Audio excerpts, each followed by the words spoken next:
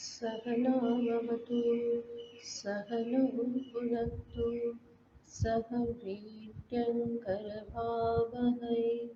तेजस्विनावधीतमस्तु मा विद्विषावहै। ॐ शान्ति शान्ति शान्तिः। सदाशिवसमारम्भां शङ्कराचार्यमध्यमाम् अस्मदाचार्यपर्यन्तां वन्दे गुरुपरम्पराम्।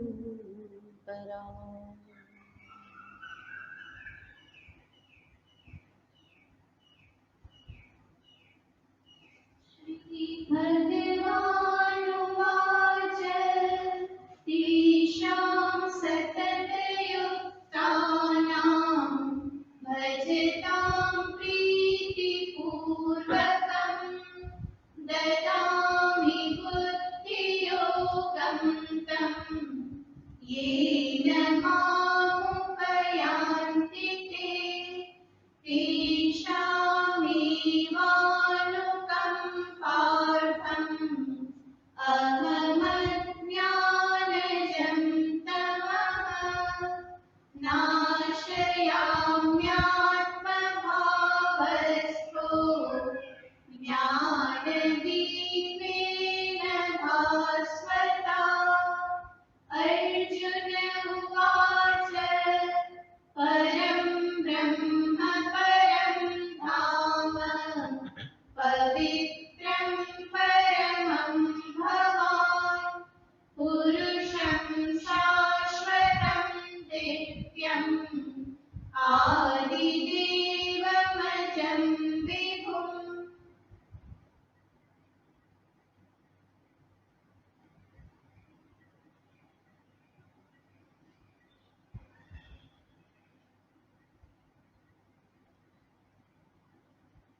अर्जुन ભગવાન શ્રી કૃષ્ણની સ્તુતિ કરે છે. ભગવાને અત્યાર સુધી જે ઉપદેશ આપ્યો એના થકી અર્જુન જે કંઈ પણ સમજ્યા છે ઈશ્વરના વિષયમાં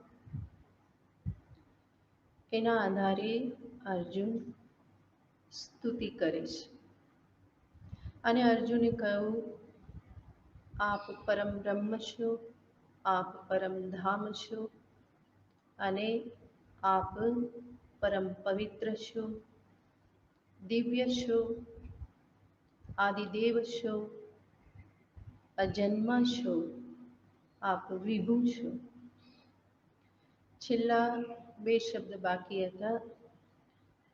ભગવાને કહ્યું, અર્જુને કહ્યું, આદિદેવમ અજમ આવે વિભુમ. આદિદેવ શું? ગઈકાલે આપણે જોયેલું હતું, જે સર્વ દેવોના પણ આદિ છે, કારણ છે. ભગવાને સ્વયં આગળ કહેલું હતું કે આ સર્વ દેવતા મહર્ષિ મને જાણતા નથી. શા માટે? કારણ કે હું એમનું પણ કારણ છું, એમનો પણ આદિ છું, એના પહેલાંથી હું છું અને એટલા માટે એ લોકો મને જાણતા નથી. તો આ રીતે પ્રભુ આદિદેવ છે. અજમ, અજમ યાને અજન્મા. સ્વરૂપથી પરમાત્મા અજન્મા છે.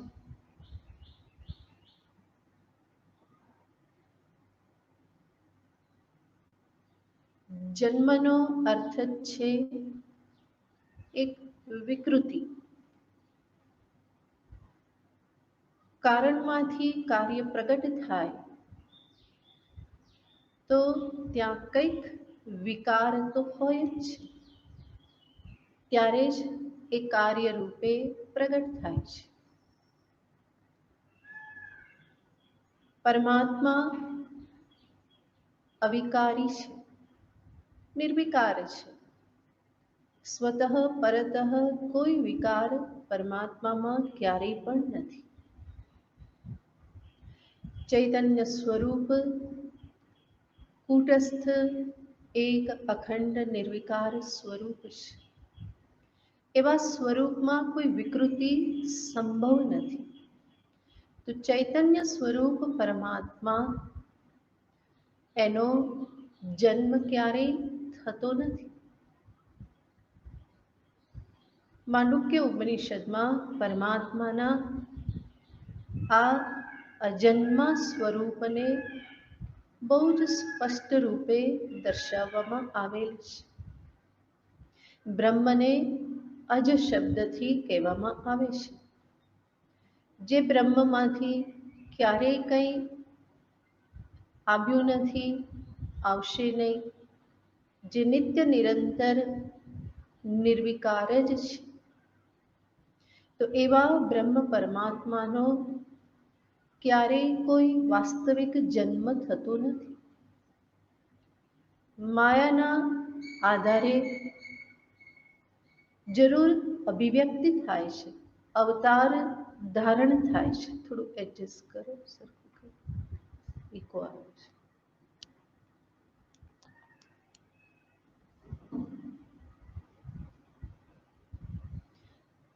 માયા ઉપાધિના આધારે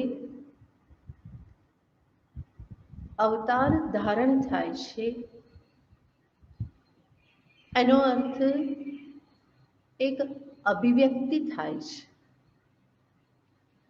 વાસ્તવિક કોઈ જન્મ થતો નથી.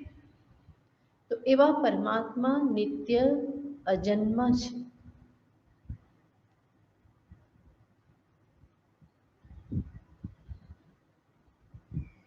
આગળ કહે છે વિભુ.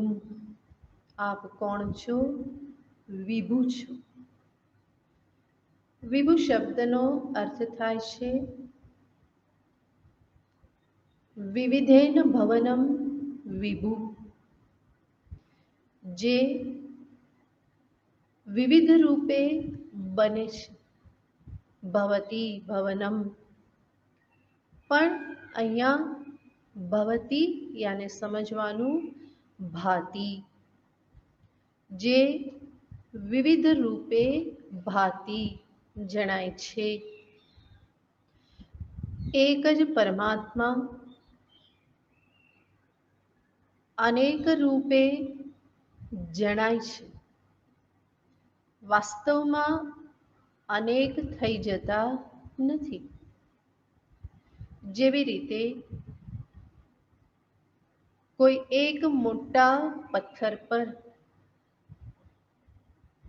અનેક આકૃતિ કોતરી દેવામાં આવે તો એક જ પથ્થર અનેક રૂપે પ્રગટ થાય છે. એમાં કૃષ્ણ પણ છે, રામ પણ છે, ગોપીઓ છે, સીતાજી છે, શિવજી પણ છે, હનુમાનજી પણ છે. તો છે તો એક જ શિલા, પણ પ્રગટ કેવી રીતે થાય છે? અનેક રૂપે એ અભિવ્યક્ત થાય છે. અને એને જોઈને આપણે કહીએ પણ છીએ કે જો આ રામજી છે, જો આ હનુમાનજી છે, આ ગોપીઓ છે. આવી રીતે આપણે પણ કહીએ છીએ. પણ જેને આપણે રામ, હનુમાન, ગોપી કહીએ છીએ એ વાસ્તવમાં છે શું? એક અખંડ શિલાખંડ છે. એમાં કોઈ ભેદ પડેલા નથી. તો એવી જ રીતે પરમાત્મા આ અનંત નામ રૂપે અભિવ્યક્ત થઈ જાય છે.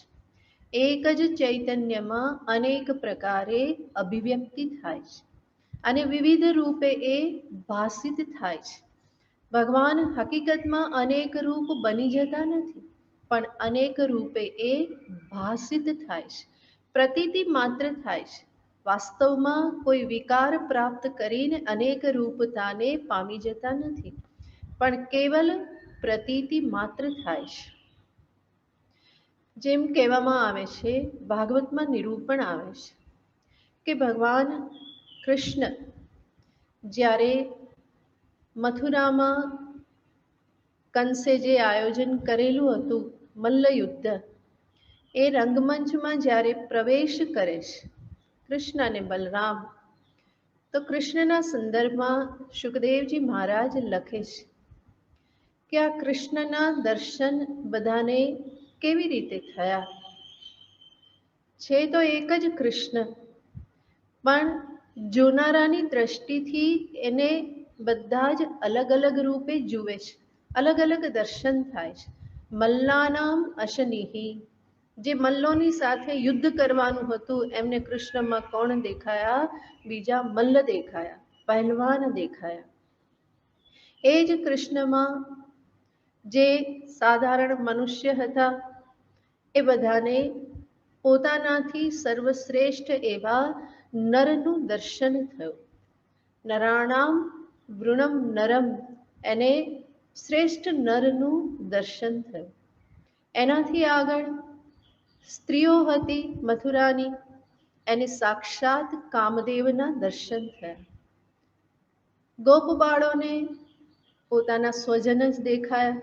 ગોપબાળાને બીજું કોઈ દેખાય, એને તો શું દેખાયું? અમારો કનૈયો આવી ગયો, બસ કનૈયો આવ્યો, એને બીજું કંઈ નહીં. એમના માટે ભગવાન કેવા છે? પોતાના સ્વજન છે.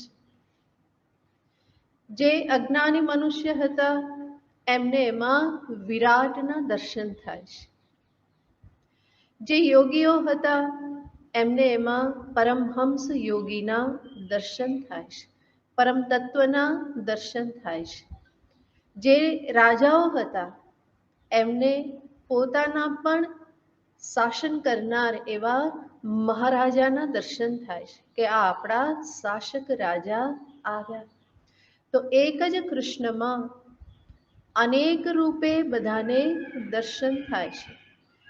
રંગમ ગતો સાગ્રજઃ, આવી રીતે પોતાના અગ્રજ બલરામની સાથે જ્યારે રંગમંચ પર કૃષ્ણએ પ્રવેશ કર્યો તો દરેકને જુદી જુદી રૂપે કૃષ્ણમાં દર્શન થાય છે. કૃષ્ણ તો કેટલા હતા? એક જ હતા. એ ત્યારે મલ્લ રૂપે કે બાળક રૂપે કે કોઈ સ્વરૂપ ત્યાં નથી. કૃષ્ણ કૃષ્ણ રૂપે છે, પણ જોનારાની દ્રષ્ટિથી કૃષ્ણ કેવી રીતે પ્રતીત થાય છે? અનેક રૂપે પ્રતીત થાય છે. એવી જ રીતે ચૈતન્ય બ્રહ્મ પરમાત્મા પણ જોનારની દ્રષ્ટિથી અનેક રૂપે પ્રતીત થાય છે, ભાષિત થાય છે. એટલા માટે પરમાત્મા કોણ છે? વિભુમ. અર્જુન કહે છે આપ વિભુ સ્વરૂપ છો. આ પ્રમાણે અર્જુને જે કહ્યું, આ બધું અર્જુનને કેવી રીતે ખબર પડી? તો અર્જુન આગળના શ્લોકમાં દર્શાવે છે. आहुस्त्वां ऋषयः सर्वे देवर्षिर्नारदस्तथा असितो देवलो व्यासः स्वयं चैव प्रवीशिमे.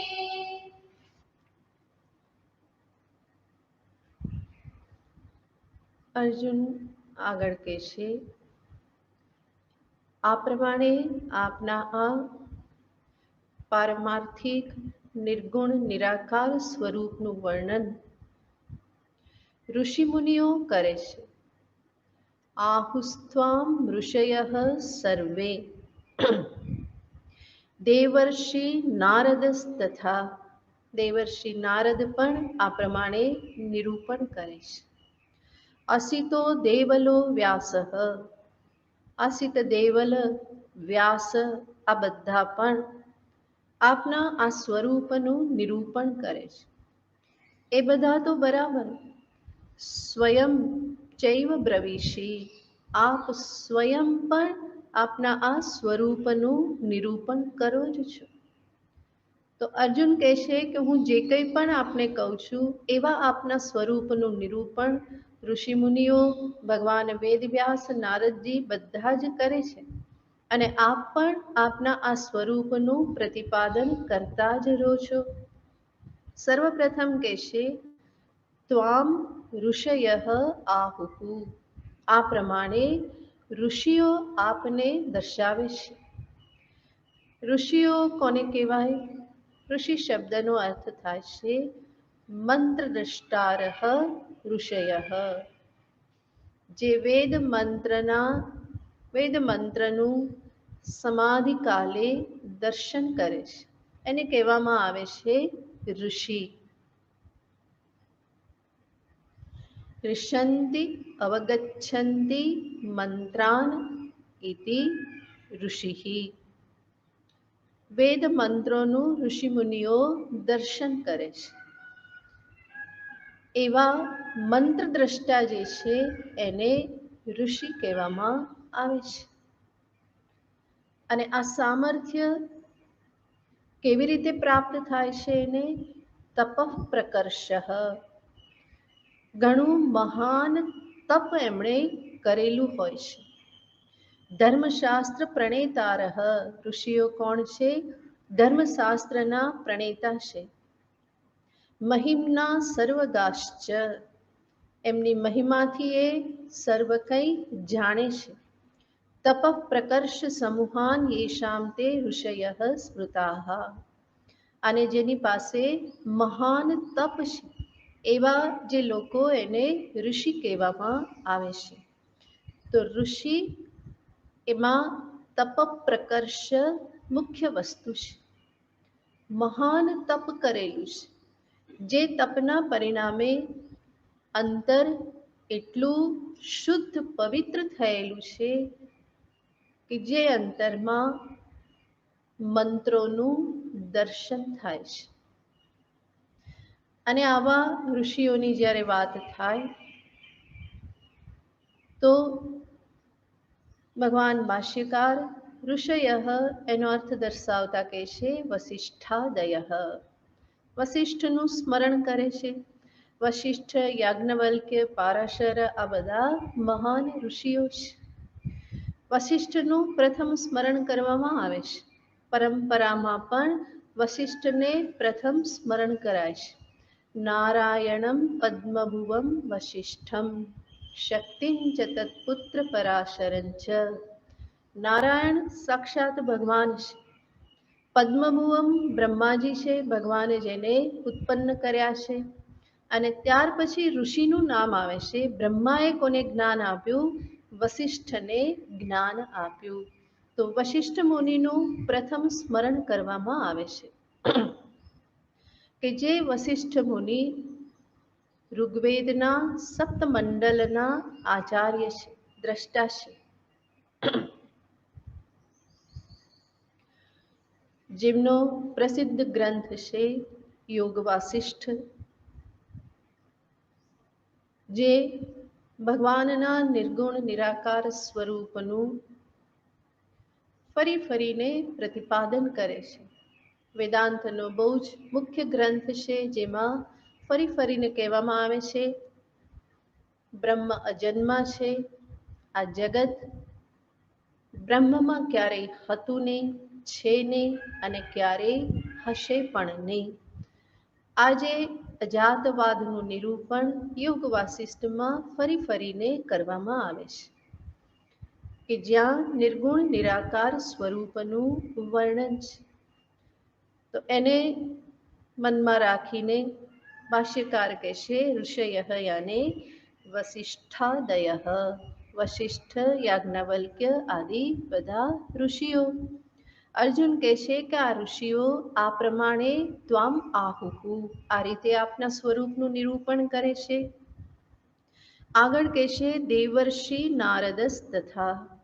દેવર્ષિ નારદ જેમણે સનત કુમાર પાસેથી બ્રહ્મ વિદ્યા પ્રાપ્ત કરેલી હતી.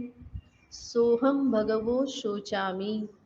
હે ભગવાન, હું શોકથી ગ્રસ્ત છું, મને આ શોક સમુદ્રથી પાર કરો. આવી પ્રાર્થના કરી અને સનત કુમાર પાસેથી નારદજી આ બ્રહ્મ સ્વરૂપનું જ્ઞાન પ્રાપ્ત કરે છે.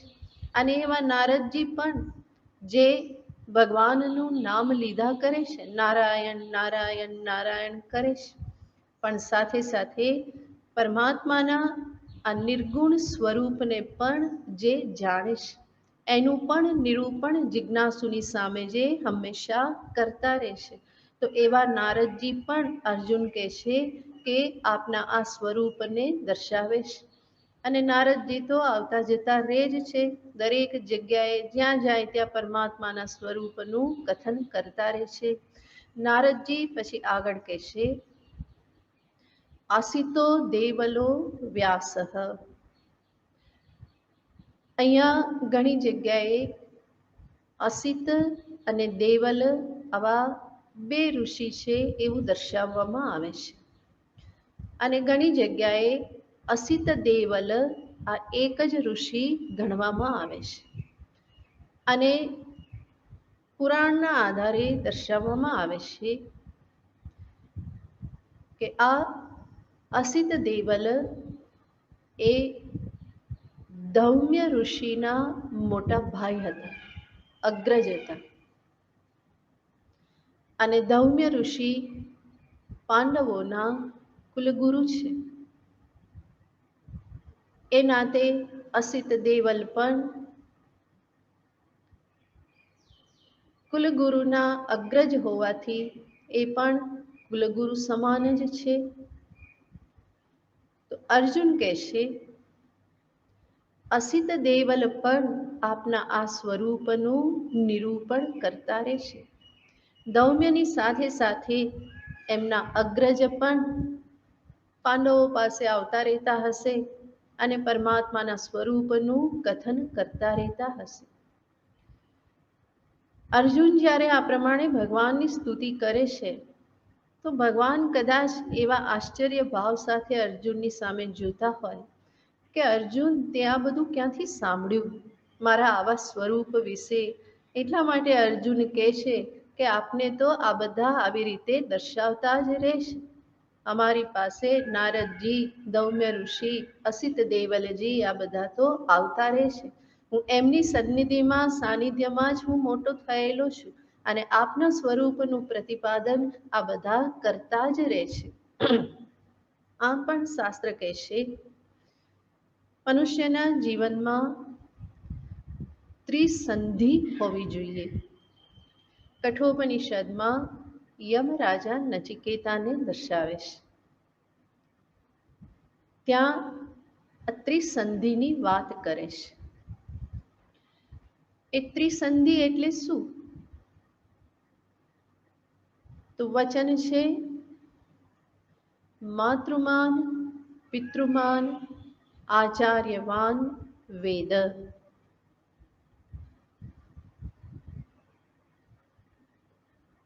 આમ પણ પ્રસિદ્ધ છે.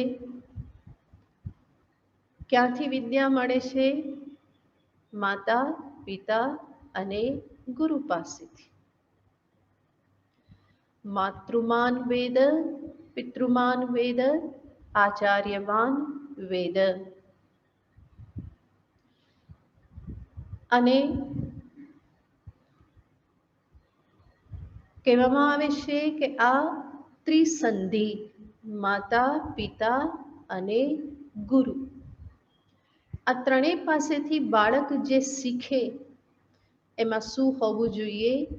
એક રૂપતા, સમાન સંસ્કાર પ્રાપ્ત થાય. એક રૂપતા હોય, સામંજસ્ય હોય તો બાળકની વિદ્યા, એના સંસ્કાર એ વધારે ને વધારે દ્રઢ થતા જાય. બાળક નાનું હોય ત્યારે એ 3-4 વર્ષનું થાય ત્યાં સુધી એના માટે માતા એના જીવનમાં પ્રધાન હોય છે. એ સતત એની સાથે રહે છે. અને ત્યારે માં જે પ્રકારના સંસ્કાર આપે, જે પ્રકારની કથાઓ એને સંભળાવે, જે પ્રકારની વેલ્યુઝ એને દર્શાવવામાં આવે, આ બધું બાળકના મન ઉપર બહુ દ્રઢ છાપ છોડતું હોય છે. અને એટલા માટે ત્યારથી જ એને જેવી રીતે વ્યાવહારિક બાબતો દર્શાવવામાં આવે છે, એવી જ રીતે માં જો એને ઈશ્વર સંબંધી, શાસ્ત્ર સંબંધી, સંત સંબંધી વાતો જો એને સંભળાવે તો ત્યારના એ સંસ્કાર એના મનમાં બહુ દ્રઢ રૂપે બેસી જાય છે. જેમ મદાલસા શું કહેતી હતી, શુદ્ધોસી બુદ્ધોસી સંસાર માયા પરિવર્જિતોસી. હાલરડા ગાતા ગાતા કહેતી તું કોણ છે? તું શુદ્ધ છે, તું બુદ્ધ છે, તું સંસાર માયાથી પર છે, તું સાક્ષાત બ્રહ્મ સ્વરૂપ છે. બાળક સમજે કે ના સમજે, પરંતુ આ એક શક્યતા, એક સંભાવના બાળકના મનમાં, અંતરમાં આવી જાય છે. એક સંસ્કાર પડી જાય છે કે હા, આવું કંઈક સાંભળેલું છે. હું કોણ છું? હું બ્રહ્મ છું, હું શુદ્ધ છું, સંસાર માયાથી રહિત છું. તો આ જે બાળ માનસ જે છે એમાં આ બધા સંસ્કારો દ્રઢતાથી પડી જાય છે. એનાથી આગળના જે બીજા 3-4 વર્ષો જે છે એમાં એના માટે પિતાનું પ્રાધાન્ય થઈ જાય છે. પછી એને પપ્પા કે એ બધું કેવું લાગે? આદર્શ લાગે. તો શરૂઆતમાં માં આ સંસ્કાર આપે છે. પછી પિતા તરફથી પણ જો બાળકને આવા સંસ્કાર પ્રાપ્ત થાય, વ્યાવહારિક વિષયની સાથે સાથે ઈશ્વર સંબંધી, ભક્તિ, જ્ઞાન, સંતજન, રામાયણ, મહાભારત, ભાગવતની કથાઓ, સાધુ સંતોની કથાઓ, આ બધા સંસ્કાર જો ત્યારે એને પ્રાપ્ત થાય તો માએ જે આપ્યું હતું એ બધું કેવું થતું જાય છે? વધારે દ્રઢ થઈ જશે. વિરોધ નથી આવતો. મા તરફથી જે સંસ્કાર આપવામાં આવ્યા એ જ સંસ્કાર પિતા તરફથી ફરી આપવામાં આવે છે. અને એમાં શું થઈ જાય છે? વધારે દ્રઢતા આવી જાય છે. ત્યાર પછી બાળક સ્કૂલે જાય, ગુરુકુલમાં જાય, અને ત્યારે એના માટે આદર્શ કોણ છે? એના ગુરુ, ટીચર. એટલે તમે જોતા હશો કે તમારા બાળક પણ જ્યારે સ્કૂલમાં જવાની શરૂઆત કરે તો એના માટે હીરો કોણ હોય છે? એના ટીચર. પછી એ ઘરે આવીને શું કહે? ટીચરે આવું કીધેલું છે, અમારા ટીચરે આવું કહેલું છે. તો ટીચર એના માટે મહત્વના થઈ જાય છે. પછી માતા પિતા કરતા પણ વધારે કોનું સ્થાન એના અંતરમાં આવી જાય છે? ટીચરનું સ્થાન આવી જાય છે કે આ પ્રમાણે ટીચરે કહેલું છે. અને ત્યાં પણ આચાર્ય તરફથી, શિક્ષક ટીચર તરફથી પણ, સ્કૂલમાં પણ, ગુરુકુલમાં પણ આ જ સંસ્કારને ફરી પાછા વધારે સિંચવામાં આવે. પહેલા તો ગુરુકુલ એના માટે જ હતા, શાસ્ત્ર અભ્યાસને માટે. તો જે પણ માતા પિતાએ કહેલું હોય એ કેવું થતું હતું? વધારે દ્રઢ થતું હતું ગુરુકુલમાં. એનો અર્થ માતા, પિતા અને ગુરુ, આ ત્રણેયની શું થતી હતી? સંધિ થતી હતી. અને ત્યારે આગળ જતા એ બાળક બીજા કોઈ પણ પ્રકારની વિકૃતિઓ વગર પોતાના અંતરમાં, બુદ્ધિમાં એક શુદ્ધ જ્ઞાનને પ્રાપ્ત કરતો, નિસંશય જ્ઞાનને પ્રાપ્ત કરતો. કોઈ અંદર વિખવાદ નહોતો, કંઈ કન્ફ્યુઝન નહોતા થતા, અંદર કંઈ ગડબડ નહોતી થતી. માતાએ શીખવાડ્યું એ જ પિતા શીખવાડે, અને માતા પિતાના સંસ્કારોને અનુરૂપ વધારે સંસ્કારો આચાર્ય તરફથી એને જો આપવામાં આવે તો આ બધા વિષયનું જ્ઞાન એના અંતરમાં કેવું થઈ જાય છે? દ્રઢ થઈ જાય છે. કોઈ સંશય રહેતા નથી, બુદ્ધિમાં કોઈ વિખવાદ થતા નથી. અને અર્જુન અહીંયા એ જ કહે છે કે પ્રભુ, હું તો આ વાતાવરણમાં જ મોટો થયેલો છું. સંતો ઘરે પધારે, દૌમ્ય ઋષિ, નારદ ઋષિ, અને સાથે સાથે અસિત દેવલ, ભગવાન વેદ વ્યાસજી, એ તો ફરી પાંડવોની પાસે આવતા જ રહેતા હતા. માર્ગદર્શન આપતા જ રહેતા હતા. તો વેદવ્યાસજી પણ આપના આ સ્વરૂપનું નિરૂપણ કરે છે. માટે આપનું આ સ્વરૂપ મારા માટે કોઈ આશ્ચર્યની વાત નથી. છતાં પણ આપના ઉપદેશથી આપના આ સ્વરૂપના સંદર્ભનું મારું જ્ઞાન જે છે કેવું થયેલું છે, વધારે દ્રઢ થયેલું છે. તો અહીંયા અર્જુન કહે છે, અસિતો દેવલો વ્યાસ અને સ્વયં ચૈવ બ્રવીષિ મેં. આપે પણ મને આ જ સ્વરૂપનું જ્ઞાન આપેલું છે. એટલા માટે હવે આપના આ નિર્ગુણ નિરાકાર સ્વરૂપમાં પણ મને કોઈ સંશય નથી રહ્યો. એટલું જ નહીં, આપનું જે ઈશ્વરત્વ જે છે એમાં પણ મને કોઈ સંશય નથી રહ્યો. આપ જે કંઈ પણ સમસ્ત ઈશ્વરના ઉત્પત્તિ કરતા, સંરક્ષણ કરતા, લય કરતા છો, આ આપનું ઈશ્વર તત્વ પણ બધું મને સમજાઈ ગયેલું છે. હું એમાં પૂર્ણ શ્રદ્ધા ધરાવું છું. પોતાની આ શ્રદ્ધા જે છે એને અર્જુન આગળના શ્લોકમાં પ્રગટ કરે છે. सर्वमेतत्कृतं मन्ये यन्मां वदसि केशव न हि ते भगवन् व्यक्तिं विदुर्देवान दानवाः। હે કેશવ, અર્જુન સંબોધન કરે છે. હે કેશવ. કેશવ શબ્દનો અર્થ એવો છે કે જેમાં બ્રહ્મા, વિષ્ણુ, મહેશ ત્રણેય આવી જાય છે. ક શબ્દનો અર્થ થાય છે બ્રહ્મા. કેશવ, ઈશ શબ્દ વચ્ચે આવે છે. ઈશ, ઈશ યાને શંકર, મહેશ્વર. અને છેલ્લો વ, વતી, અવતી, રક્ષણ કરે ભગવાન વિષ્ણુ. તો એક કેશવ શબ્દમાં બ્રહ્મા, મહેશ, વિષ્ણુ ત્રણેયનો સમાવેશ થઈ જાય છે. અર્જુન કહે છે, એ સર્વ દેવ સ્વરૂપ પ્રભુ કેશવ, એતત સર્વમ યન્મામ વદસી અહમ ઋતમ મન્યે. અર્જુન કહેશે કે પ્રભુ, આપ આપના વિશે જે કંઈ પણ મને કહી રહ્યા છો તે બધું જ અહમ ઋતમ મન્યે, એ બધું જ હું ઋત સત્ય માનું છું. એ બધામાં હું પૂર્ણ શ્રદ્ધા ધરાવું છું. ઋતમ મન્યે, ઋતમ યાને હું એ બધું સાચું માનું છું.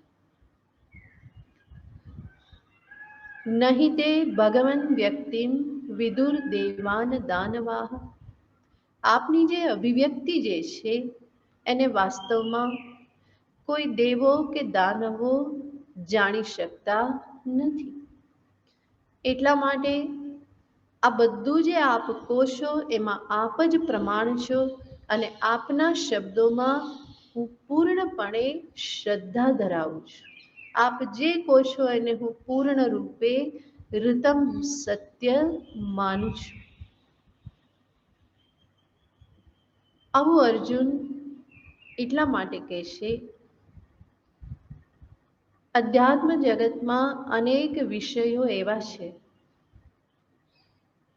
કે જ્યાં શ્રદ્ધા વગર કામ ચાલતું નથી. અને અર્જુન પોતાની આ શ્રદ્ધાને પ્રગટ કરે છે.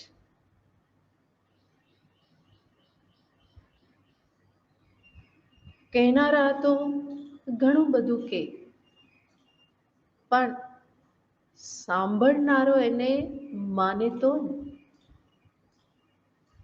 ભગવાન તો કહેનારા છે ઘણું બધું પોતાના વિશે કે, પણ સાંભળનાર અર્જુન એ સ્વીકારવા તૈયાર હોવા જોઈએ. તો અર્જુન એ તૈયારી દર્શાવે છે કે છે આપ જે કહો છો એ બધું જ હું સત્ય સમજુ છું. આપના વિષયમાં આપે જે કહ્યું મને લેશ માત્ર પણ સંશય નથી. આપના પ્રત્યેક શબ્દને હું પૂર્ણપણે સ્વીકારું છું. સર્વમ એતત ઋતમ મન્યે. હું બધું જ સાચું જ માનું છું. ઘણા બધા વિષય એવા છે કે જે મનુષ્ય બુદ્ધિથી ગમ્ય નથી. વિચાર માત્ર કરવાથી એનું જ્ઞાન થઈ જતું નથી. થોડો વિચાર કરીએ કે ક્યાં ક્યાં શ્રદ્ધાની જરૂર છે અને શા માટે જરૂર છે. સર્વપ્રથમ તો એવા વિષયો કે જે મારી ઇન્દ્રિય અને બુદ્ધિથી ગમ્ય નથી અને છતાં પણ છે, અસ્તિત્વ ધરાવે છે. તો મારી ઇન્દ્રિય અને બુદ્ધિથી ગમ્ય નથી, છતાં પણ એ છે એવો સ્વીકાર કરવો રહ્યો.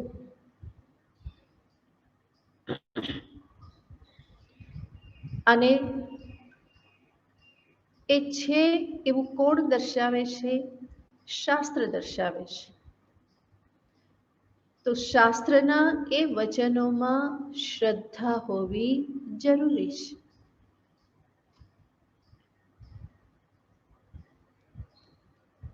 જેવી રીતે ધર્માધર્મ, પાપ પુણ્ય, એનું ફળ છે સ્વર્ગ નરક, જીવનો પૂર્વજન્મ પુનર્જન્મ, ઈશ્વર તત્વ, ઈશ્વરનું જગત કર્તૃત્વ, જગત પાલકત્વ, જગત સંહારકત્વ, સ્વયં બ્રહ્મ તત્વ, આ બધું કેવું છે? શાસ્ત્ર પ્રતિપાદિત છે. મારી બુદ્ધિથી, ઇન્દ્રિયોથી હું એને જોઈ ના શકું. કોઈ મશીનથી, યંત્રથી હું એને સિદ્ધ ન કરી શકું. અને છતાં પણ શાસ્ત્ર એનું પ્રતિપાદન કરે છે. તો એ બધા વિષયમાં પ્રમાણ તરીકે શાસ્ત્રને સ્વીકાર કરી અને જે કહે છે એને શ્રદ્ધાપૂર્વક સ્વીકાર કરવાનો. સંક્ષેપમાં કહેવામાં આવે છે શાસ્ત્રના બે વિષય છે. એક છે ધર્મ અને બીજું છે બ્રહ્મ. ભગવાન શંકરાચાર્યજી મહારાજ બ્રહ્મસૂત્ર ભાષ્યમાં આ રીતે પ્રતિપાદન કરે છે.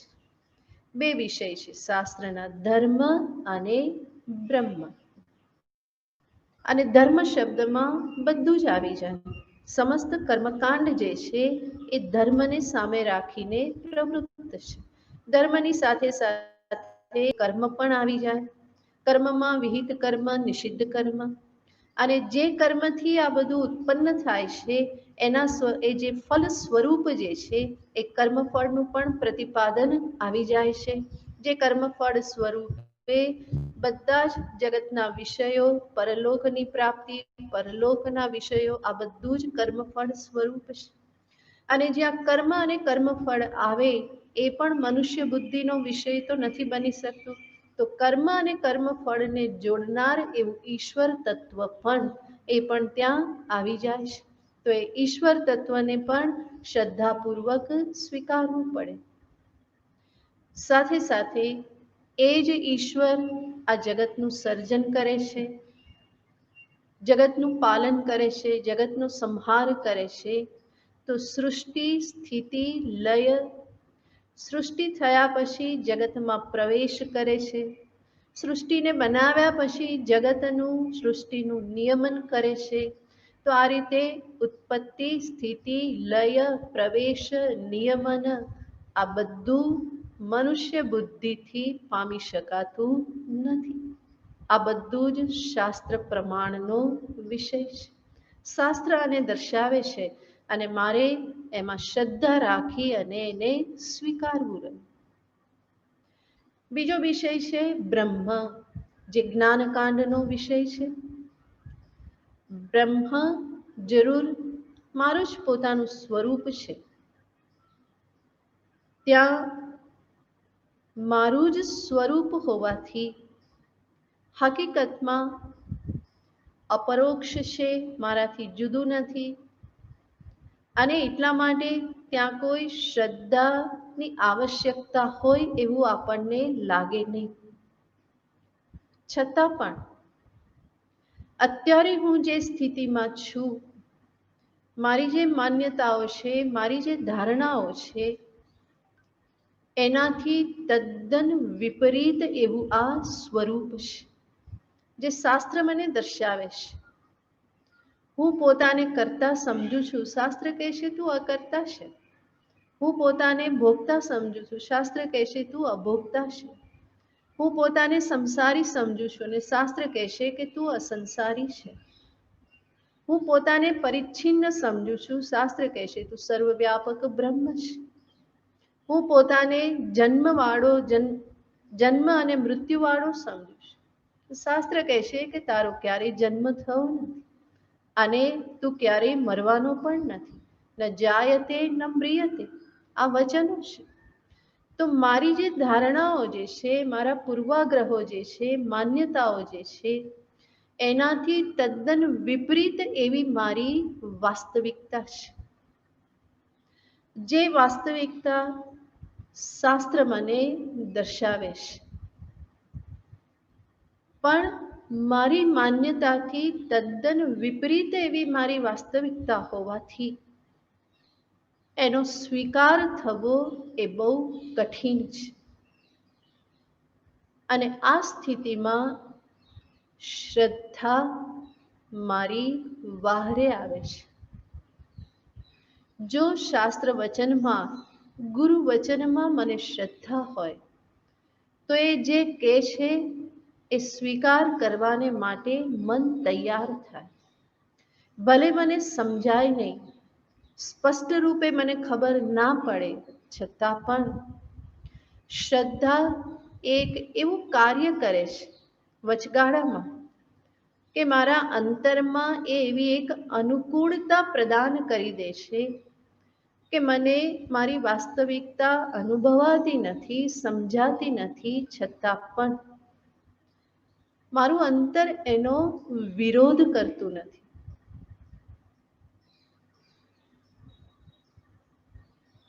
અંદરમાં એક એવો ભાવ હંમેશા બની રહે, હું ખોટો હોઈ શકું પણ શાસ્ત્ર અને ગુરુ ખોટા ના હોઈ શકે. ભલે મને અત્યારે સમજાતું નથી, પણ મારી બુદ્ધિ એ પ્રમાણે વિચાર કરી શકતી નથી, સામર્થ્ય અત્યારે એટલું નથી, એટલે કદાચ એ સત્યને એ જોઈ શકતી નથી. પરંતુ સત્ય તો એ જ છે જે ગુરુ કહે છે, જે શાસ્ત્ર કહે છે.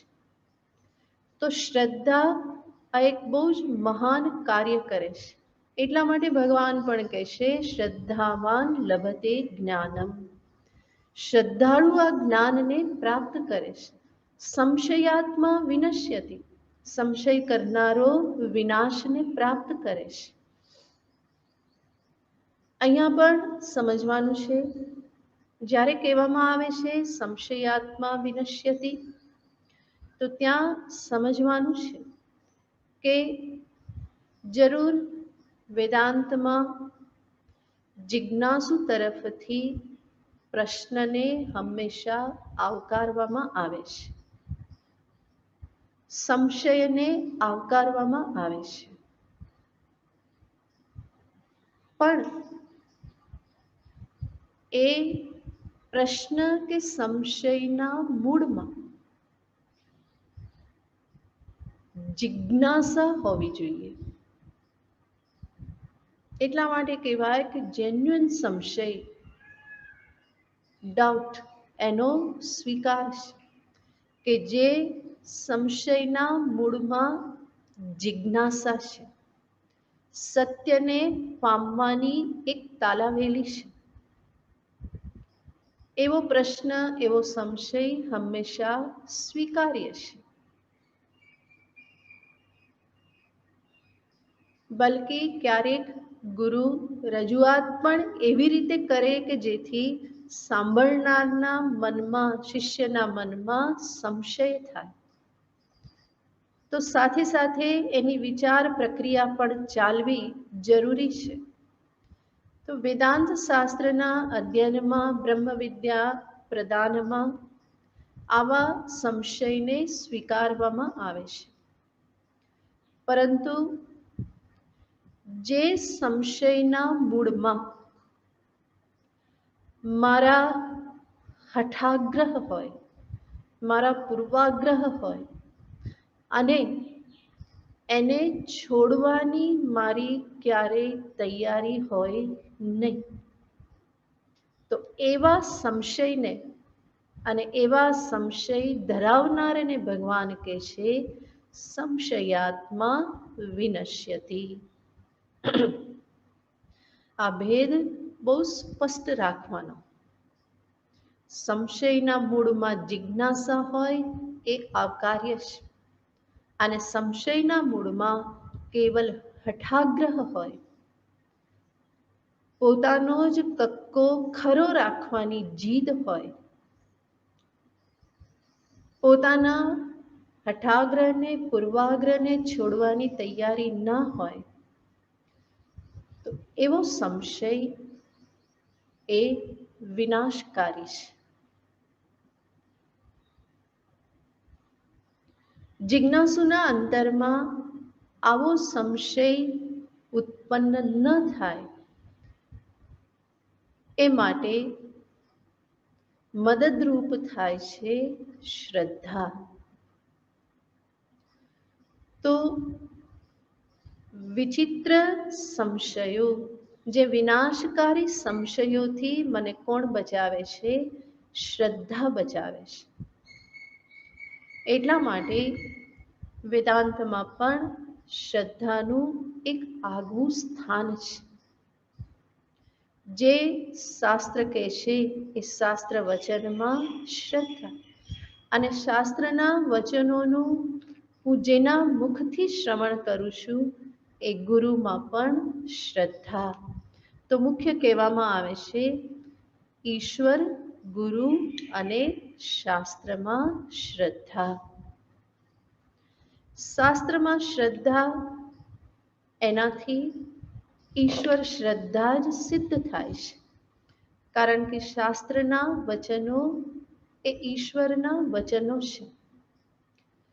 તો ઈશ્વર વચનમાં શ્રદ્ધા એ જ છે શાસ્ત્ર શ્રદ્ધા.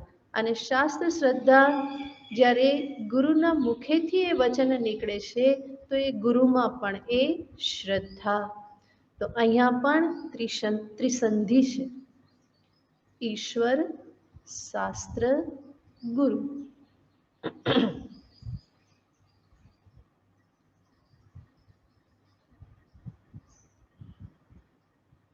વ્યવહારમાં પણ જોઈએ તો શ્રદ્ધાની જરૂર છે જ. તમે ડોક્ટર, હજામ, ડ્રાઈવર આ બધા પર વિશ્વાસ, શ્રદ્ધા રાખો છો કે? એના વગર તો કામ નહીં ચાલે. હજામના હાથમાં મસ્તક સોંપી દો છો અને એના હાથમાં શું હોય છે? સાધન જ હોય છે. ગમે ત્યારે ગમે ત્યાં ફેરવી શકે એમ છે. પણ છતાં પણ તમે કેવા નિશ્ચિંત થઈને બેસી જાઓ છો. શા માટે? શ્રદ્ધા છે. તો શ્રદ્ધા ન રાખો તો વ્યવહારિક જીવન પણ ચાલી શકતું નથી. તો આધ્યાત્મિક જીવનમાં તો કિમુ વક્તવ્યમ, શ્રદ્ધાની આવશ્યકતા છે જ. એના વગર એક ડગલું પણ આગળ ભરવું એ કઠિન છે. પછી એ ભક્ત હોય કે જિજ્ઞાસુ હોય, ભક્તનો માર્ગ તો શ્રદ્ધા પર જ રહેલો છે.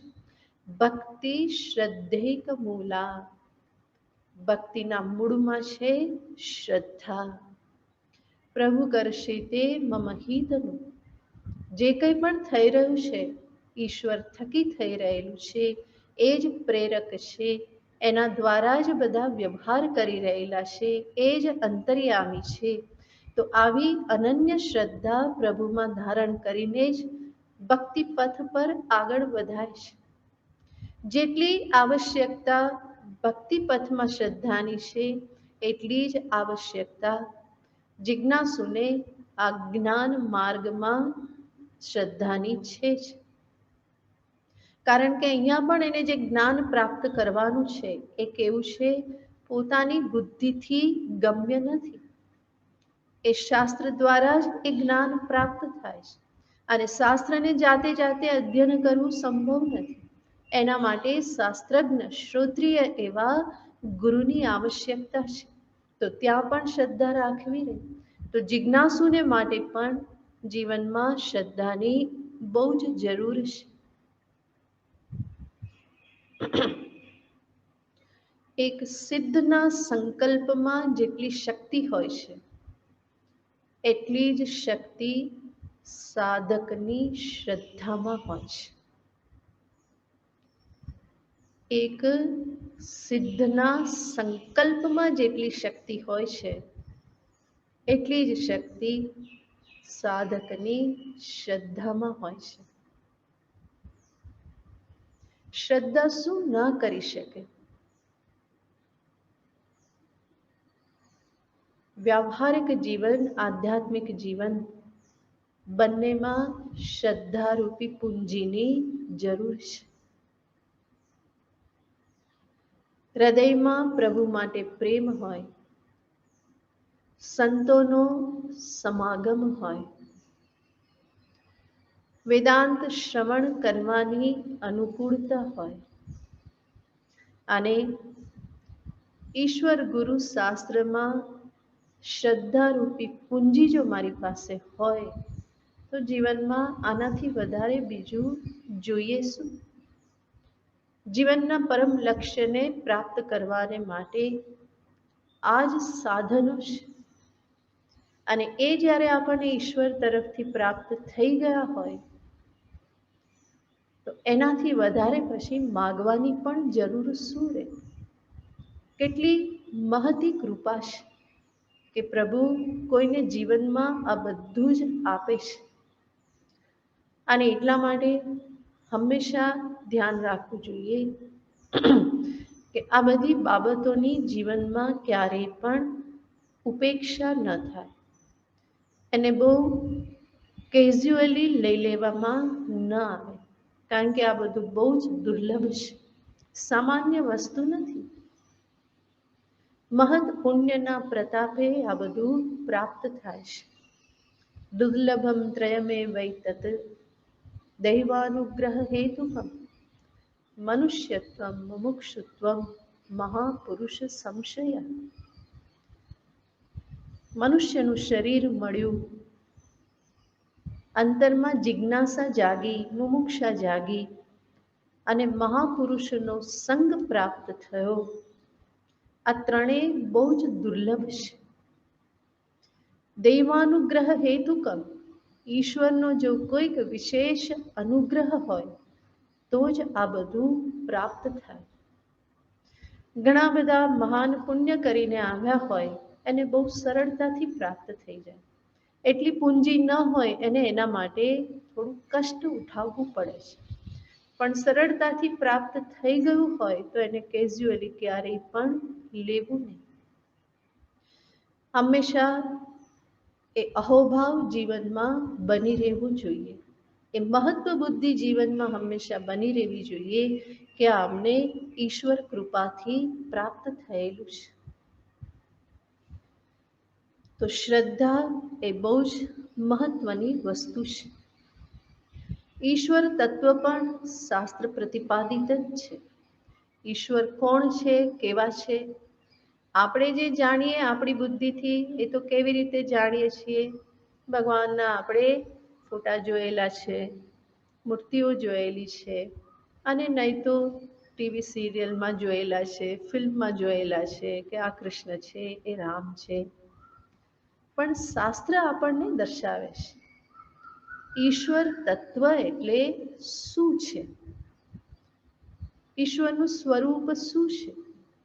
માયા વિશિષ્ટ ચૈતન્ય એ ઈશત્વ એટલે વાસ્તવમાં છે શું. એ જ ઈશ્વર વિભિન્ન અવતારને ધારણ કરે છે. અને અવતાર કેવી રીતે ધારણ કરે છે એ પણ ફરી આપણને શાસ્ત્ર જ દર્શાવે છે. ભગવાન કૃષ્ણ કહે છે, સંભવામી યુગે યુગે. યુગે યુગે અવતાર ધારણ કરે છે.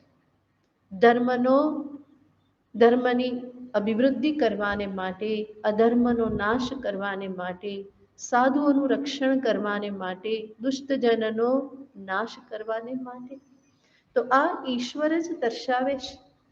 એના વગર ઈશ તત્વને જાણી શકાતું નથી. વેદ વચન ઈશ્વરની વાણી છે, એનાથી જ આ બધા તત્વોનું ભાન થાય છે.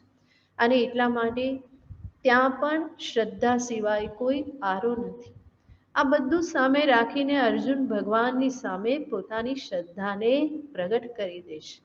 પ્રભુ, આપ જે કંઈ પણ મને કહો છો, સર્વમેતત ઋતમ મન્યે. હું એને સત્ય જ સમજુ છું. મારા મનમાં કોઈ પણ આ વિષયમાં સંશય છે નહીં. આવી રીતે શ્રદ્ધાનું પ્રગટીકરણ પણ બહુ જ આવશ્યક છે.